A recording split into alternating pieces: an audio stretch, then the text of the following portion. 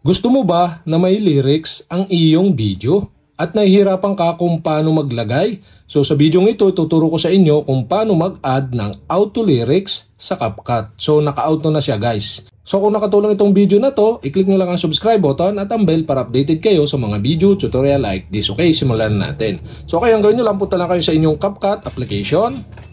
At dito sa CapCut homepage, so create na tayo ng new project. Tap nyo lang yung new project at select tayo ng video na gusto nating gamitin. Paano maglagay ng auto lyrics? So lalagyan natin yan ng auto lyrics. So add na natin yung pinakang video. Step by step. At yan nga guys, ito na yung video at lalagyan natin yan ng auto lyrics. So dito, yan. Ito yung video niya. Naka-insert na. Tapos tap nyo yung text dito sa baba. Tapos dito sa text, so slide to the left nyo lang at makikita na ninyo dito yung auto lyrics. Tap nyo lang. Yan guys, dito dapat naka-generate from video siya. Tapos tap na natin yung generate button dito sa baba. At yan, nagge-generate na ng lyrics. Yan guys, naka-auto lyrics na siya. So play natin. Yan, ito siya. Ayun.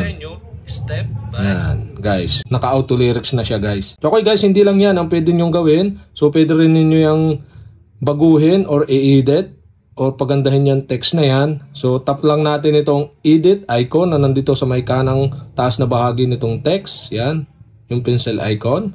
At pagka-tap nyo nun, so, dito sa template, yan, tap nyo yung template at pwede kayong mamili ng template dito. Yan, marami ang pagpipilian hanggang baba. So, naka-pro siya, guys. Itong may mga diamond. Yan, naka-pro siya. So, pili lang kayo ng hindi naka-pro. Yan, select natin to. Hindi siya naka-pro. Yan, kita nyo. Yan. At pagka ganyang lumampas doon sa baba, iangat nyo lang ng konti. Yan. So, try natin play. Maglagay ng auto lyrics. Yan, guys, kita nyo, oh. So, hindi lang yung templates ang pwede nyo baguhin. Pwede nyo ding baguhin yung fonts. Yan. Tap nyo lang dito yung fonts. At pili lang kayo dito. So, piliin nyo lang yung hindi naka-pro. Yan, ito. Yung italic. Yan, guys. So, naka-italic fonts na siya. Tsaka, style. Pwede din yung palitan ng style. Yan. Tap nyo yung style. Yan. Tapos, tap natin to. Kulay yellow. Tapos, yung text nya. Yan. So, pwede nyo palitan ng kulay. Depende na sa nais nyo. Yun, pwede natin gawing violet. Tapos yung band color. Yan. So, okay. Pwede nyo gawin na ng background. So, depende sa inyo. Yan. Pwede nyo lagyan. So, depende nyo. Hindi ko nalalagyan ng background. So, pwede ng spacing. Bold, italic. Yan. Oh, depende na sa inyong design na gagawin. So, tapos, hindi lang style, pati effect, yan. Pwede din. Tapos, yan. Select nyo lang dito.